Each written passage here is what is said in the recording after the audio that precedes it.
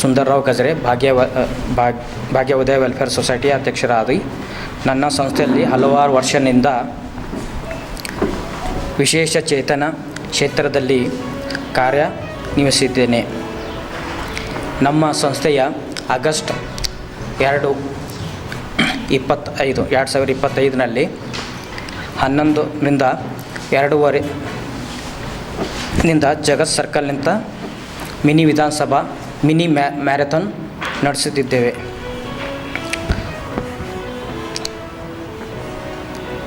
ತಾವೆಲ್ಲರಿಗೂ ಈ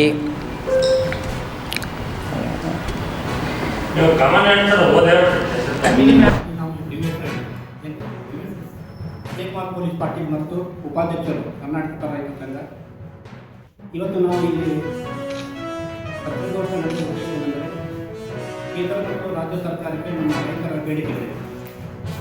ಈಗಾಗಲೇ ನಮ್ಮ ಗೊತ್ತಿದ್ದ ಹಾಗೆ ಪ್ರಧಾನಮಂತ್ರಿ ಫಸಲ್ ಬಿಮಾ ಯೋಜನೆ ಏನಿದೆ 2024 ಮತ್ತು 25 ಸಾಗಿದೆ. ಅದರಲ್ಲಿ ಈಗಾಗಲೇ ಅರ್ಧದಷ್ಟು ಯಾರು ಈ ನೋಂದಣಿ ಮಾಡಿದ್ದಾರೆ ಫಸಲ್ ಬಿಮಾ ಯೋಜನೆ ಬೆಳೆಗಳಿಗೆ ಅವರಿಗೆ ಅರ್ಧದಷ್ಟು ಈಗಾಗಲೇ ರೈತರ ಖಾತೆಗೆ ಜಮಾ ಆಗಿದೆ.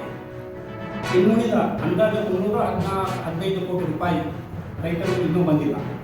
ಈಗಾಗಲೇ ರೈತರು ಕೃಷಿ ಚಟುವಟಿಕೆ ನಡೆಸಿ ಸುಮಾರು 2-3 ತಿಂಗಳಾಗಿದೆ.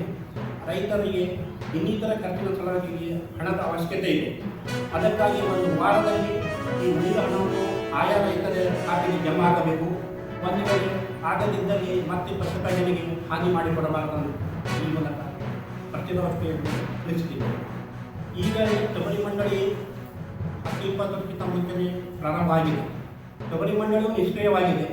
ಅದಕ್ಕಾಗಿ 1,000 ಕೋಟಿ ಆವರ್ತ ನಿಧಿ ಸ್ಥಾಪಿಸಬೇಕು ಮತ್ತು ಜಿಟ್ಯಾಗ್ ಸಿಕ್ಕಿದೆ. ಈಗ ತೊಗರಿಗೆ ಜಿಟ್ಯಾಗ್ ಸಿಕ್ಕಿದೆ. ಅದಕ್ಕಾಗಿ ರೈತರು ತಮ್ಮ ಬೆಳೆಗಳನ್ನು ಸಹಿತ ಈಗೇನೋ ಯಂತ್ರಗಳನ್ನು ಕುಡಿಸಿದ್ದಾರೆ. ಅಲ್ಲಿ ತೊಗರಿಯಾಗಲಿ ಇನ್ನಿತರ ಉದ್ದು, ಹೆಸರು, ಸೋಯಾಬೀನ್ ಇವೆಲ್ಲವನ್ನು ತಮ್ಮ ಬೇಳೆಕಾಳುಗಳು ಮಾಡಿ ಸ್ವತಃ ಮಾರಾಟ ಮಾಡಬಹುದು. ಅದಕ್ಕಾಗಿ ಈಗ ಆವರ್ತನ ನಿಧಿ ಘೋಷಿಸಬೇಕು.